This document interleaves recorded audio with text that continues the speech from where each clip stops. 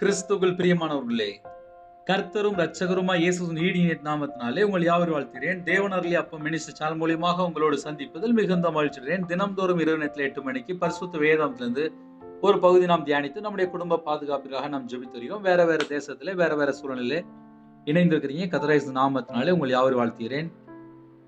ரோமர் 12ஆம் அதிகாரம் 17 முதல் 21 ஆகிய வசனங்கள்.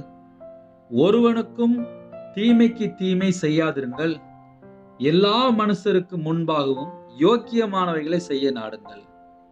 கூடுமானால் உங்களால் உண்டான மட்டும் எல்லா மனுஷரோடும் சமாதானமாய் இருங்கள்.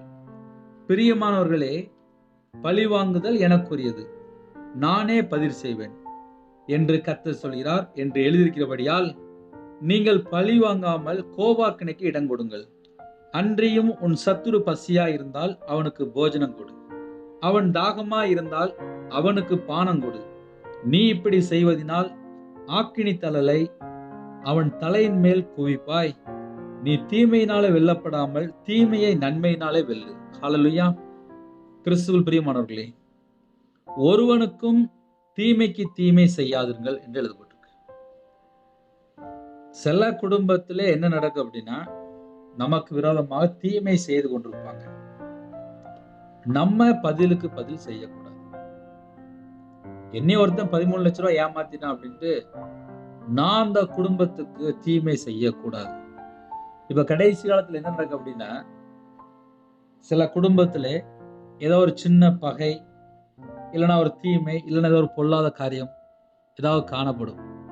உடனே போய் மாந்திரியம் பண்ணிடுறாங்க, இல்ல பில்லி சுனியம் பண்றாங்க, இல்லைன்னா ஏவல் பண்றாங்க, இல்லைன்னா ஏதாவது பண்ணிடுறாங்க, இல்லைன்னா சிலத்துல அடிக்கிறாங்க. இப்படி நிறைய காரியங்கள் நம்ம சொல்லலாம். ஒருவனுக்கும் தீமைக்கு தீமை செய்யாதிருங்கள் என்று எழுதப்பட்டிருக்கு. தீமை செய்யும் போது அந்த இடத்துல சத்துரு வந்துருவான், பிசாசு வந்துருவான். எனக்கு ஒரு குடும்பத்துல தீமை செஞ்சாங்க அப்படின்னா தேவன் அந்த குடும்பத்தை நியாயம் விசாரிப்பார். புதிய ஏற்பாட்டிலே 2 கொரிந்தியர்ல அழகா எழுதப்பட்டிருக்கு. கடைசி காலம் எப்படி இருக்கு அப்படின்னா, 2 கொரிந்தியர் 3ஆம் அதிகாரம் 9ஆம் வசனத்திலே நீதியை கொடுக்கும் ஊழியம் என்று எழுதப்பட்டிருக்கு. அப்ப கடைசி காலம் அப்படின்னா என்ன அர்த்தம் அப்படின்னா, தேவன் எந்தெந்த வீட்டுல என்னென்ன நடக்கோ எல்லாவற்றையும் பார்த்து கொண்டிருப்பார். நீதியை கொடுக்கும் ஊழியம். ஒவ்வொரு வீட்டுக்குள்ளும் என்ன நடக்கு, எந்த வீட்டுல என்ன தப்பு நடக்கும், அநியாயமா வாழ்றானா, இல்ல கர்த்தர் பிரியமில்லாமல் வாழ்ந்துட்டு இருக்கானா, அப்படின்னு சொல்லி எல்லாமே தேவன் பார்த்துட்டு இருப்பார். அப்ப இரவு நேரத்துல செய்தி என்ன அப்படின்னா, கூடுமானால் உங்களால் உண்டான மட்டும் எல்லா மனுஷரோடும் சமாதானமா இருங்க. சமாதானமா இருக்கும்போது நம்ம கூட கர்த்தர் கூட இருப்பார். நிறைய குடும்பத்திலே சமாதானமா இருக்க முடியல, ஏன்னா காலம் கடைசியா இருக்கு.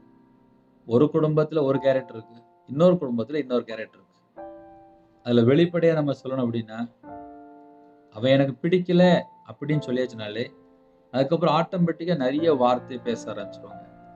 சில குடும்பத்துல தீமை செஞ்சிருவாங்க, உடனே பதிலுக்கு நானும் தீமை செய்வேன். சில குடும்பத்துல சொத்து பிரச்சனைல அடிதடியா நடக்குது. சில குடும்பத்துல வேலைக்காக லஞ்சம், சில குடும்பத்துல ஊழல். ஏன் அங்கங்க தப்பு நடக்கு அப்படின்னா, ஒருவனுக்கும் தீமைக்கு தீமை செய்யாதிருங்கள் என்று எழுதப்பட்டிருக்கு. ஒரு குடும்பத்துல தீமை செய்து கொண்டே இருக்கிறாங்களா, அந்த வீட்டு வாசப்படியில பாவம் படுத்து கிடக்கும், சத்துரு படுத்து கிடப்பான். அந்த வீட்டு வாசப்படியில ஆசீர்வாதம் இருக்காது. அந்த வீட்டு வாசப்படியில சர்ப்பம் படுத்து கிடக்கனால அந்த வீட்டுக்குள்ள பல விதமான பிரச்சனைகள் காணப்படும்.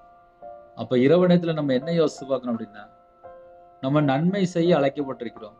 நன்மை செய்யும் போது நம்ம வீட்டுக்குள்ள இயேசு கிறிஸ்து கூட இருப்பார். ஆனா இதயத்துக்குள்ள நம்ம தீமை யோசிக்கும் போது அந்த இடத்துல சத்துரு ஆட்டோமேட்டிக்கா வந்துருவான். இதயத்துல நம்ம தீமை யோசிக்கும் போது இதயத்துக்குள்ள அங்க சத்துரு வந்துடும். அதனால இதயத்துல நம்ம என்ன யோசிக்கணும் அப்படின்னு சொல்லி கொஞ்சம் செக் பண்ணி பார்க்கணும். ஒருவனுக்கும் தீமைக்கு தீமை செய்யாதிருங்கள் என்று எழுதப்பட்டிருக்கு. என்னைய ஒருத்தன் தப்பா பேசிட்டான், என்னைய ஒருத்தன் ஏமாத்திட்டான் அப்படின்னு ஒண்ணு நான் அவங்களுக்கு பதிலுக்கு பதில் செய்யக்கூடாது. இப்ப நிறைய குடும்பத்துல என்ன நடக்கும் அப்படின்னா, மாமியார் மருமகளுக்குள்ள இந்த பிரச்சனை வந்தது. சில வீட்டுல புருஷன் பொண்டாட்டிக்குள்ள இந்த பிரச்சனை வந்தது. அம்மா வீட்டுல போய் ஏதாவது சொல்லியிருப்பாங்க, அதுக்கப்புறம் பார்த்தா அந்த வீட்டுல பார்த்தா ஒருமனப்பட்ட ஆவி இருக்காது, பிரிஞ்சு போயிருவாங்க. இப்படி நிறைய குடும்பத்தை நம்ம சொல்லலாம். யாரெல்லாம் இரவு நேரத்துல இணைந்திருக்கிறீங்களோ, நம்ம என்ன யோசித்து பார்க்கணும் அப்படின்னா, நம்ம குடும்பத்துக்குள்ள சமாதானம் இருக்கா? நம்ம வீட்டுக்குள்ள நைட்டு படுத்தா தூக்கம் வருதா? அப்படி இல்லைன்னா நம்ம இதயத்துல நம்ம தீமையான காரியத்தை நம்ம யோசிக்கிறோமா? இதை மட்டும் நம்ம முதல்ல செக் பண்ணி பார்க்கணும். ஒருவனுக்கும் தீமைக்கு தீமை செய்யாதிருங்கள். தீமை செய்யக்கூடாதான். அப்ப இன்னைக்கு செய்தி என்ன அப்படின்னா, நன்மை செய்யதான் நம்ம அழைக்கப்பட்டிருக்கிறோம். தீமை செய்யும் போது பிசாசினால் உண்டாயிருக்கிறான் என்று வேதம் சொல்கிறது. தீமை செய்கிறவர்கள் தேவனை காணவில்லை என்று வேதம் சொல்கிறது.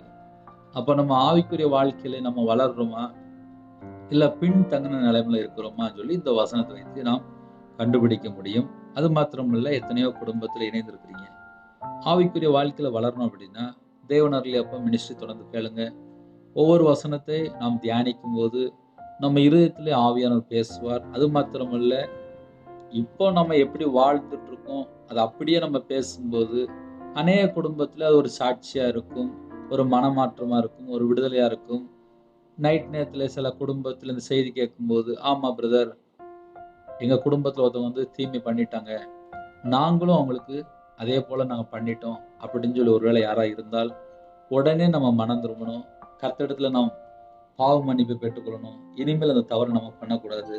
ஒருவனுக்கும் தீமைக்கு தீமை செய்யாதிருங்கள் என்று சொல்லிட்டு அடுத்தாப்புல பாயிண்ட் சொல்றாரு, எல்லா மனுஷருக்கும் முன்பாகவும் யோக்கியமானவைகளை செய்ய நாடுங்கள்.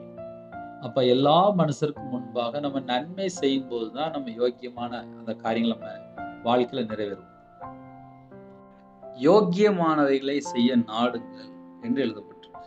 எல்லா மனுஷருக்கும் முன்பாக நேர்மையாக நடக்க வேண்டும் என்று வேதம் கற்றுத்தருகிறது. ஒழுக்கமாக வாழ வேண்டும் என்று வேதம் கற்றுத்தருகிறது. அப்ப எல்லா மனுஷருக்கும் முன்பாக நம்ம ஒழுக்கமாக வாழும் போது நம்ம குடும்பத்தை கர்த்தர் ஆசீர்வதிப்பார். கூடுமானால் உங்களால் உண்டான மட்டும் எல்லா மனுஷரோடும் சமாதானமாய் இருங்கள். கூடுமானால் என்று எழுதப்பட்டிருக்கு. ஏன்னா சில குடும்பத்திலே விக்கிர வழிபாடுல இருப்பாங்க, அவிசுவாசியா இருப்பாங்க, இருளின் பிள்ளையா இருப்பாங்க, அந்தகாரத்துல கட்டப்பட்ட நிலைமையில இருப்பாங்க. அந்த குடும்பத்துக்கு நம்ம சுவிசேஷம் தான் அறிவிக்க முடியும். அதுதான் போட்டுக்க கூடுமானால். கூடுமானால் அப்படிதான் எழுதப்பட்டிருக்கு. கூடுமானால் உங்களால உண்டான மட்டும், உங்களால முடிஞ்ச அளவுக்கு, உங்களால ஆன மட்டும் என்று எழுதப்பட்டிருக்கு. எல்லா மனுஷரோடும் சமாதானமா இருங்கள். உங்களால எந்த அளவுக்கு முடியுதோ அந்த அளவுக்கு சமாதானமா இருங்கள்.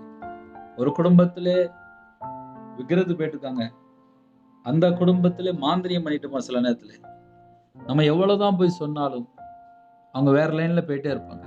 அதுதான் போட்டு கூடுமானால் உங்களால் ஆன மட்டும் எல்லா மனுஷரோடும் சமாதானமா இருங்கள். பிரியமானவர்களே, பழி வாங்குதல் எனக்குரியது, நானே பதில் செய்வேன் என்று கர்த்தர் சொல்கிறார்.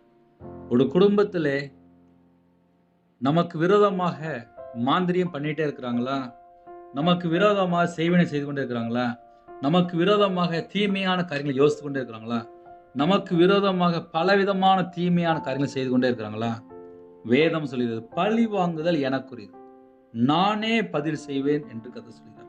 அப்ப எந்தெந்த குடும்பத்துல நமக்கு விரோதமா செய்து கொண்டிருக்காங்களோ நம்ம தேவனுடைய பாதத்தில் அர்ப்பணித்து ஜெபிக்கும் போது நம்ம குடும்பத்துக்கு கர்த்தர் துணையா இருப்பார். நமக்கு யாரெல்லாம் தீமையான காரியங்கள் செய்யறாங்களோ அந்த குடும்பத்தை கர்த்தரே நியாயம் விசாரிப்பார். நீதி கொடுக்கும் ஊழியம் என்று புதிய ஏற்பாட்டில் எழுதப்பட்டிருக்கு. பழி வாங்குதல் எனக்குரியது, கர்த்தரே பதில் செய்வார். ஹல்லேலூயா. அன்றியும் உன் சத்துரு பசியா இருந்தால் அவனுக்கு போஜனம் கொடு என்கிறார், அவன் தாகமா இருந்தால் அவனுக்கு பானம் கொடு என்கிறார்.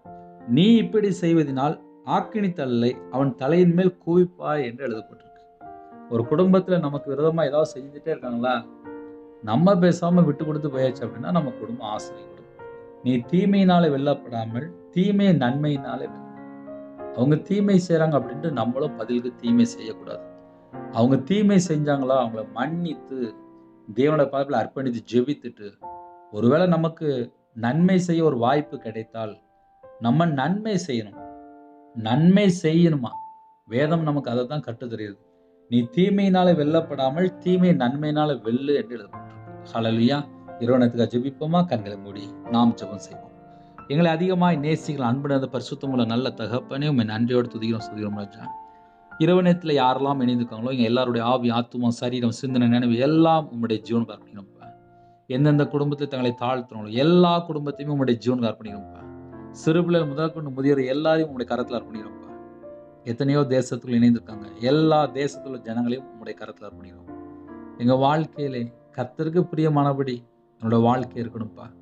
எங்கள்கிட்ட என்னென்ன குறை இருக்கோ அந்த எல்லா குறைகளெல்லாம் மன்னிங்கப்பா. ஒருவனுக்கும் தீமைக்கு தீமை செய்யாதிருங்கள் என்று வேதம் சொல்லிதாப்பா. எங்க வாழ்க்கையில நாங்க நன்மை செய்யற பிள்ளைகளாக இருக்கணும். நீ தீமையினால வெல்லப்படாமல் தீமை நன்மையினால வெல்லுன்னு சொல்லி முடிச்சிட்டீங்கப்பா. பழி வாங்குதல் எனக்குரியன்னு சொன்னீங்கப்பா. எந்தெந்த குடும்பத்தில் இணைந்திருக்காங்களோ அந்த எல்லா குடும்பத்தையும் உங்களுடைய கரத்துல அர்ப்பணிக்கிறோம். எந்த குடும்பத்துல துரோகம் நடந்திருக்கோ அந்த குடும்பத்தை கர்த்தர் நியாயம் விசாரிங்கப்பா.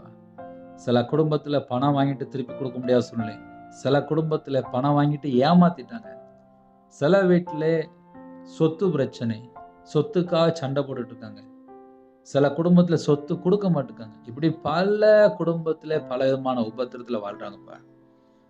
நாங்க கர்த்தருடைய வார்த்தை கீழ்ப்படிந்து மனம் திரும்பி வாழணும்ப்பா. நாங்க தேவனுக்கு பிரியமானபடி வாழணும்.